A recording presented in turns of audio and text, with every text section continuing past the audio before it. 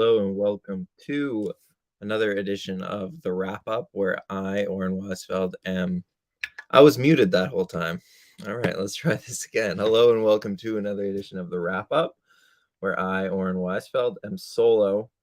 All of my co hosts and friends left me alone for this one. But that's okay. It wasn't too exciting a game where I'm here to recap the Raptors' loss to the Cleveland Cavaliers. It's a blowout loss. It's still going on. I thought I would try something different and watch the garbage time minutes with you guys and maybe comment on that. Also, it allows me to get this stream started quicker and therefore over quicker because this obviously wasn't a very fun Raptors game. So bear with me as I just try to get this all set up by myself. I'm trying to get the tweet out from the Raptors Republic account.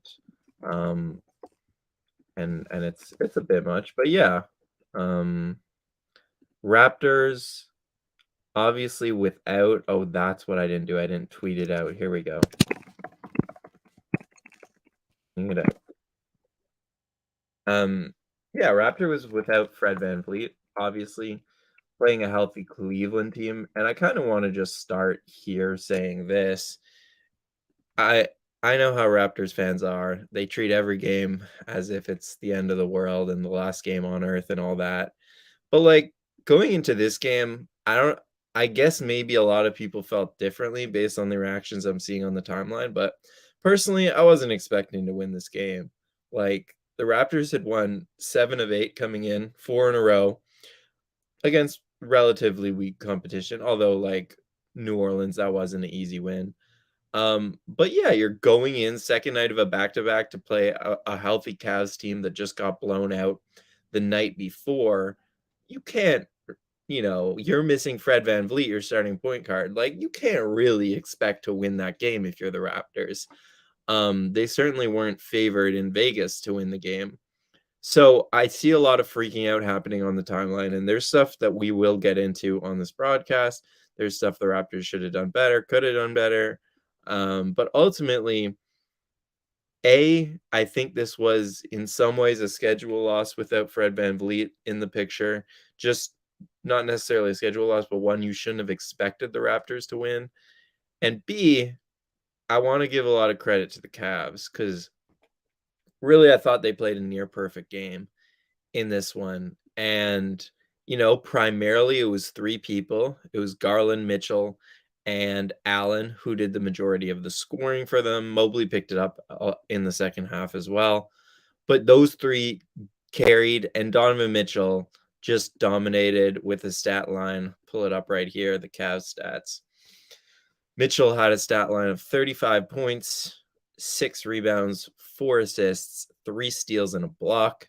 His defense on OG Anunoby was really good. On top of I thought he was masterful with the ball in his hand today. Not snaking, but when he splits the pick and roll like that, where the 2 defenders show at the level of the screen and he just puts it in between them and basically has a free lane to the rim.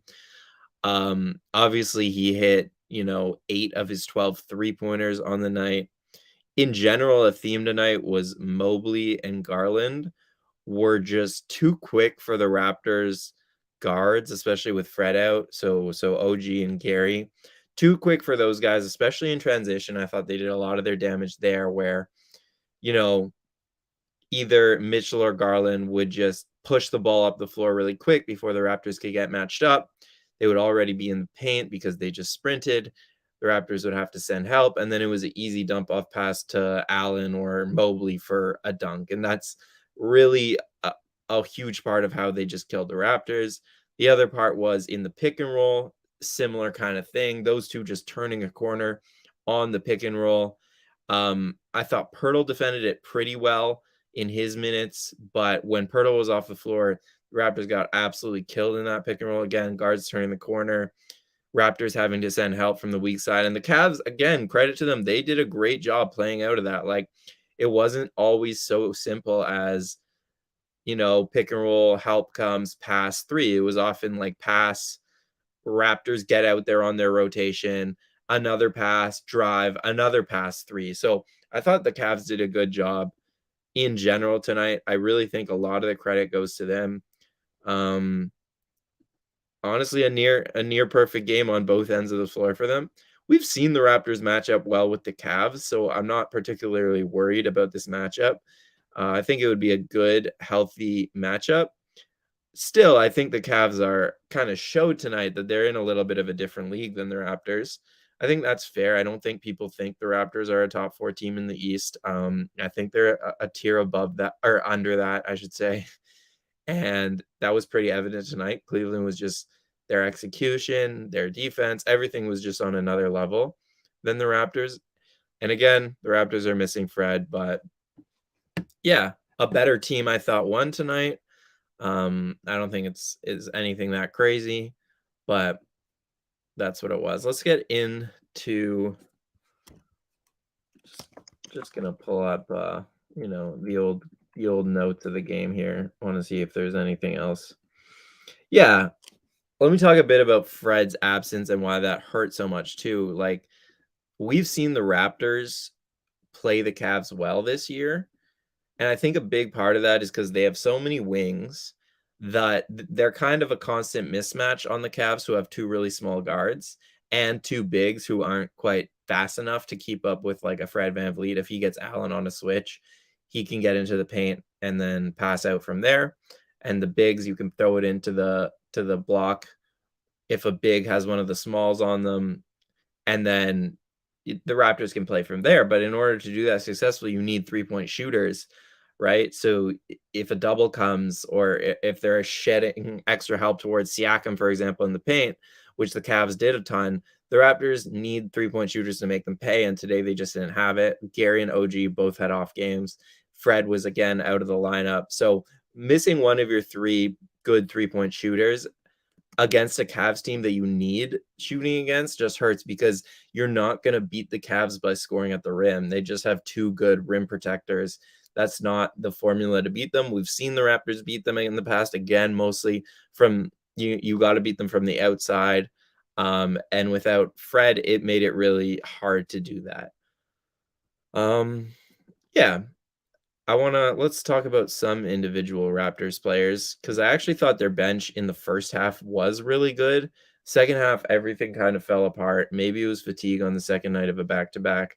Maybe it was also just the Cavs stepping it up to another gear that the Raptors didn't have. But I thought the bench was good in the first half. So, Delano Banton, sorry, not Delano Banton, Jeff Doughton, 18 minutes. He's down here for some reason. Yeah, similar night, showed confidence in the jump shot for sure. Took a few. Really good defense once again. Chris Boucher deserves a ton of credit. Only 6 points, but 6 rebounds. His hustle, I thought, in that second quarter was huge, just kind of swinging the momentum of the game a little bit for the Raptors. Precious was okay, and who's the last guy that saw the floor? I guess it was Wieskamp, who did not have a good game. Wieskamp is out there to knock down open threes. He got 3 pretty good looks. All 3 of them were not only off, but like pretty far off. So that's just the life of a niche player in the NBA. If you have like one really good skill, you have to. It's not fair necessarily, but you have to knock down the shots if you're Joe Wieskamp, and he didn't do that. Gary and OG, I think actually I should split them up.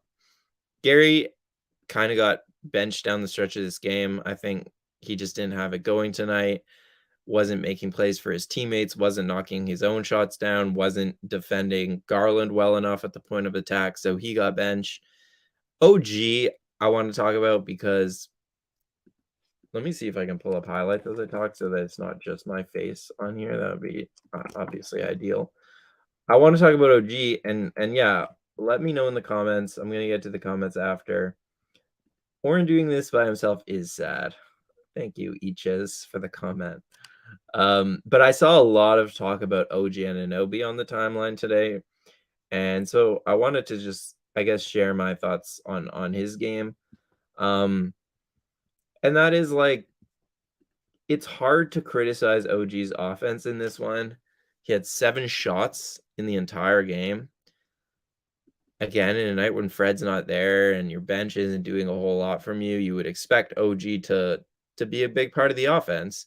and he wasn't, and a lot of people are critiquing him from that. Like, OG has always been a pretty passive player in that he's not gonna demand the ball. He's not gonna, you know, make it make sure he gets it off of an inbound or whatever and bring it up the court. Like, he's always gonna pass to the point guard, make the right play, get off the ball, and just hope it comes back to him.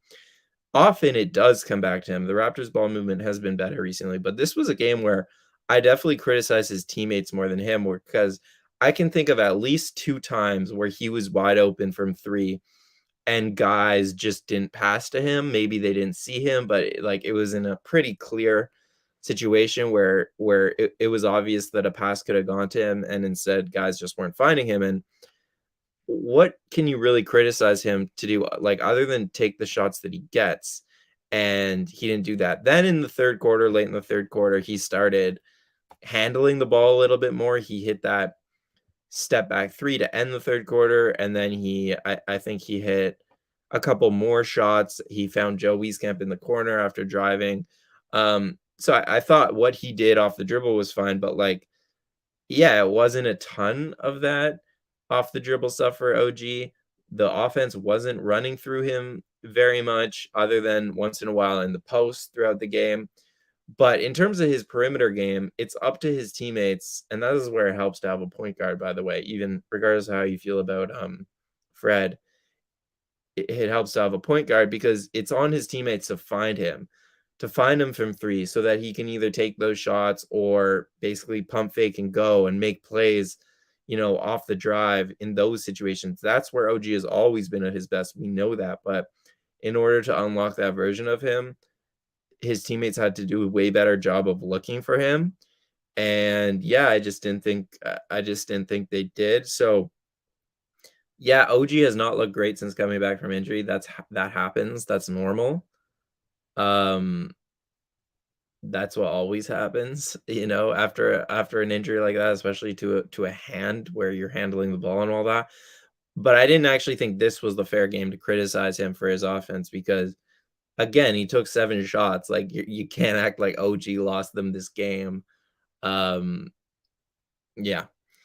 Pascal 25 points, 8 rebounds, 4 assists. It certainly didn't feel like that kind of night for him.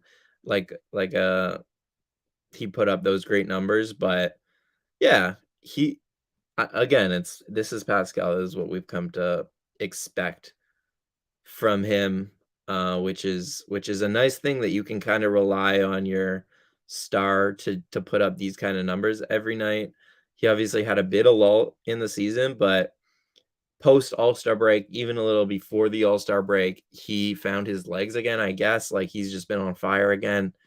I thought it was huge if they were going to win this game that he hit 4 threes, 4 of their 9 threes, because yeah, if Fred's out, guys like Barnes and Siakam in the starting lineup have to knock down those catch and shoot threes. Pascal did. Unfortunately, again, no one else did. OG and Gary combined for just 2. Um, so that's yeah. Pascal, his shooting has been a revelation this season from 3. Like, he's near the top of the Raptors ranks in terms of 3-point percentage. I'm actually gonna look that up right now because that's a fascinating stat, I think. Like, the fact that Pascal Siakam, that kind of shows you everything you need to know about this season because it's a really good thing that Pascal has developed his jump shot this well. And it's also a really bad thing because it means no one else is shooting. So yeah, among rotation players, Gary's in first, OG's in second, Fred is in third, and Pascal is right behind Fred in fourth. So I'm wrong, but he's closer than he would think. He's at 34.1%. Fred's at 34.4, OG's at 35.5, and Gary's at 36.8. So he's right there with those guys. And then it's a pretty big drop off. Boucher, Barnes, those type of guys. All right. I don't have that much more to say to this game, but do we have any questions about this game, about the Raptors season as in general? Because I'll take a couple questions before I get out of here.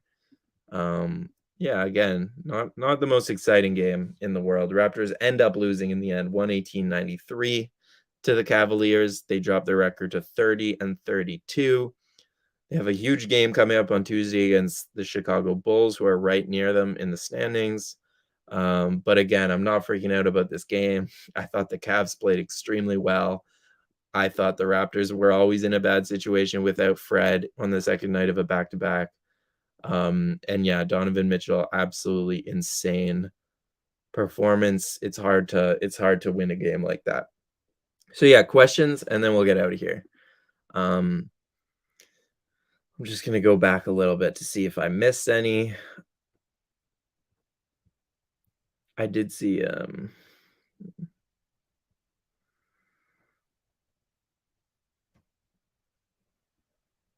sorry, this is some dead air time. God, really negative comments. That is not good. Okay. Eaches asks, Oren, are you excited for the play-in? Yeah, I am. Honestly, when you look at the standings, and I'll pull them up, and maybe people think I'm a Raptors optimist, but I think this team is playing better. Again, they're not in the tier of the top 4 teams in the East, but I do think they could compete with anyone else. So when you look at the play-in game, I'm focused on just getting a 7 or an 8 seed. Ideally, that 7 seed because that home game is that game would be at home, but none of the teams in that area really scare me. Like in a win or go home game against the Heat or the Hawks or the Brooklyn Nets, who I think are about to have a free fall, or the Wizards or the Bulls. Like I think I would pick the Raptors against both of those, most of those teams now that they have Pirtle. We got to see how the Hawks play, but I would say all of those teams right now. So that's kind of where you're aiming the 7-8 seed. So I am excited for a playing game. I think a one-off game is always exciting and fun. And then if you win it or you win the second one, you get to have a playoff series. Now, what you really are avoiding if you're the Raptors is playing the Bucks or the Celtics in a playoff series. I think any other team like the Cavs and the 76ers, I think those series would actually be fun, even though I wouldn't pick the Raptors to win by any means. I think they would be competitive series, but I don't want to see them play the Bucks or the Celtics because that's just gonna be those teams are really good, and I think they would beat the Raptors pretty easily. So to Matt Hogg's point, who can we beat in a playoff series? All right, here's the standings. Let's go down the list. Celtics, no. Bucks, no. Sixers, no. Cavs, no. Nets, yes, but I think the Nets are terrible, and but we're not going to play them in a playoff series because I think they're going to drop pretty far back. The Knicks, I think that would be a really good series. I think these two teams are really about as good as each other, honestly. The Heat, yeah, I think the Raptors could beat the Heat in a playoff series. The Hawks, again, who knows with the Hawks? They got to show me how they play now that they have Quinn Snyder. And yeah, the Wizards or Bulls, I'm picking the Raptors against those teams for sure. So who am I picking? I'm picking the Heat. I'm picking the Wizards and the Bulls. I'm saying it's a toss-up with the Hawks. Um, Thanks for your question, Matt. How would a Fred help this game? I feel like you got to rewind it. I explained exactly how Fred would have helped, how more shooting would have helped, how you have to beat the Cavs from the outside because they have such good rim protection. So feel free to just rewind the video once it's over, or maybe even now. And towards the beginning, I explained how I think Fred would have helped this game. Okay, Phoenix Plays Z, a loyal listener asks, Oren, tell me if you agree with this or not. The Pascal Siakam number one option stuff isn't it he's good, not great. Great players would shoot above league average relative to true shooting. He isn't. So the question is, isn't it he's good, not great as a number one option? I think that's somewhat fair to say in terms of a offensive like number one option around the league. He's a good number one option. He's not a great number one option. I think that's pretty fair to say. I also think he does so many things defensively, as a playmaker, as a transition guy, that number one option is such a boxy term. But if we're just talking about best player on your team, I think he's a pretty great best player on your team. I think he's a top 10 player, so that pretty obviously makes it that 20 other teams have worse players than him. Maybe not obviously a top 10 player, but at his best, he's a top 10 player. So yeah, he's a really good best player on your team. He's not in the KD, Steph, Luca, you know, um, grouping of elite players in this league. But I think there's other ways to win a championship other than having one of those. But I don't know. Maybe that's not true. Maybe you do have to ultimately trade for one of those if you're the Raptors. Um, we'll see. Okay. Joshua asks, do you think one of the problems the Raptors have is the fact that they're not built to lose one of our key players against good teams? Feels like that's a common thread this season. I think that's fair to some regard, but also they did just win the last 2 games without Fred. Um, so, it's a bit of a recency thing, I think, to say that. But are we not I would have to look at the numbers and see what other teams do relative to the Raptors in terms of missing one guy and not winning.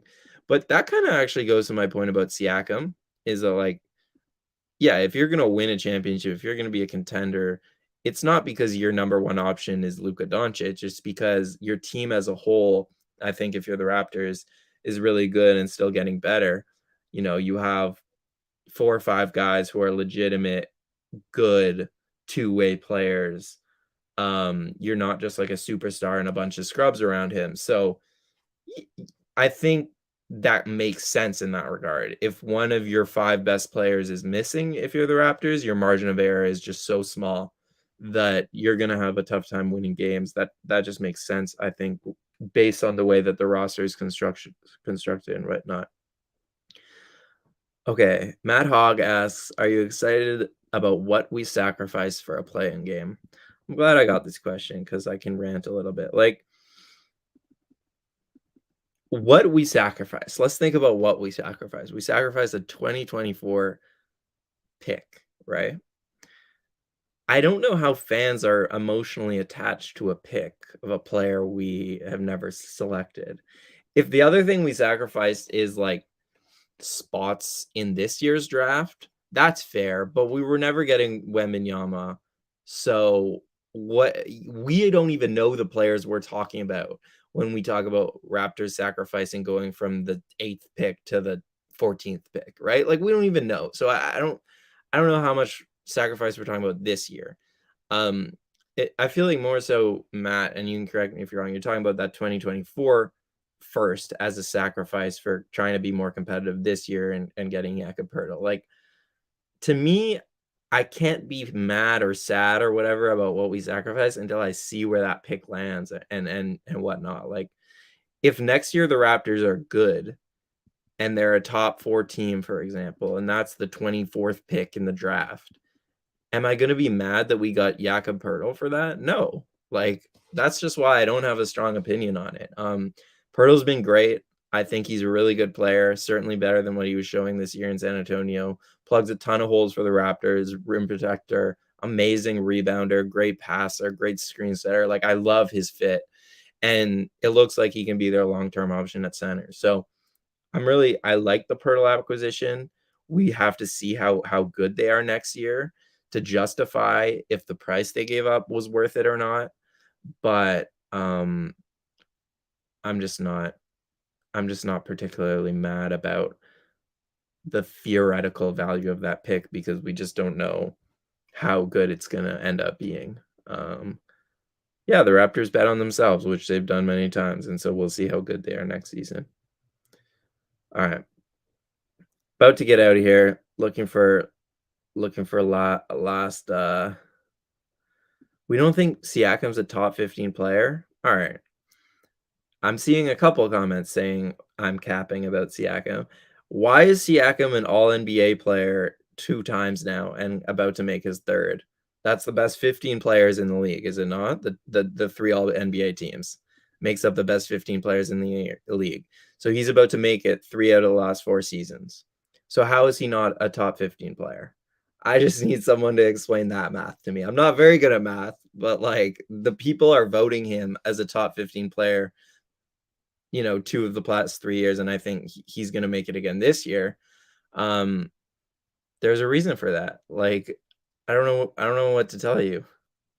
Um, do we have any rebuttals to that very simple argument using all NBA? Like, I can say my, like, subjective thoughts on why I think Pascal is good, but nobody cares about that.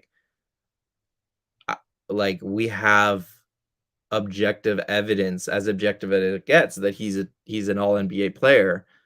That's objectively, or that's like the definition of top 15. So, um no, the positional constraints barely matter for all NBA. So I'm not using that as a thing either. Phoenix, sorry. Guru asks, Oren, do you feel the front office waited too long to find a proper center? I'm actually glad someone asked, because I should have said this during the Pearl bit. Like, this is my complaint more than anything in terms of that trade. It's just like I wish they did it in the off season, and given themselves like a whole year to see how they look with the center. If they were always going to do it and always wanted to see how the team looked with a center, I wish they did it earlier. That's kind of my biggest complaint with the trade. Even if you had to give up a tiny bit more, but then you get into, would you really want to give 2 first-round picks? And I probably wouldn't. Maybe a first and a swap instead of the seconds. I would probably be okay with that in terms of doing it earlier before the season started. So that's, yeah, it's frustrating that they waited so long to get Pirtle when he was obviously on the trading block in the offseason. So I think that's where I criticize the front office more than necessarily the actual value play of what they traded for Pirtle. Because Pirtle's looking like the type of guy who's worth a first round pick, just like straight up. Again, we'll see how that turns out. Okay, people are saying Siakam made the All NBA when players were injured. He made second team All NBA. I mean, how many injured guys have to be injured to make a second All NBA team? And honestly, he should have made third team of that year, I think. But still, like, right now, people are getting mad about the very, like, thin margins of what I said. He's about a top 10, top 15 player. I don't know why people are so mad about this. Like, the All NBA stuff says that.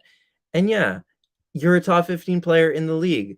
If people are injured, that means that season they are not eligible. So for the past 3 out of 4 years, he's been a top 15 player. Have there been injuries in each of those seasons? Sure. But like, you can't just use that as an excuse, because there's injuries every season. Okay, I'm done talking about this. Jason Choi says Siakam's top 15. He's a great player. That's exactly it. I'm done arguing. Um, that's it. Yeah, that's it for me. I got in an argument with the commenters, so that's how you know I have to just take the night off, go watch some more basketball probably, and get ready for this next Raptors game on Tuesday. Again, not a bad loss if you're the Raptors. I think it's a pretty understandable one. Uh, Thanks for, even though we argued, thanks for all the comments. I do appreciate it. Thanks for watching and tuning in. Appreciate it if you like, comment, and subscribe. I did forget to do the Can-Am Taxman of the night. So we're gonna do Can-Am Taxman of the night goes to, I'll say, that, man, this is tough because we have a rule where we don't give it to Siakam. And man, not a lot of other guys showed up tonight. I'll give it to Chris Boucher. He tried. If nothing else, he tried. His shots didn't go down, but he certainly tried harder than any other Raptor out there. So Chris Boucher is our Can-Am Taxman of the night. I actually think he did change the momentum of the game a bit in that second quarter. I thought he did the same thing the game before, a night ago against Detroit. So Chris Boucher deserves it. Visit canamtax.com or call the number on top of your screen if you need help with your taxes this year in Canada, because tax season is right around the corner, and they'll do a great job helping you get the money you deserve back from the mean old government. So call or go to canamtax.com. All right, this is enough. Thanks so much for tuning in. See you on Tuesday. Bye.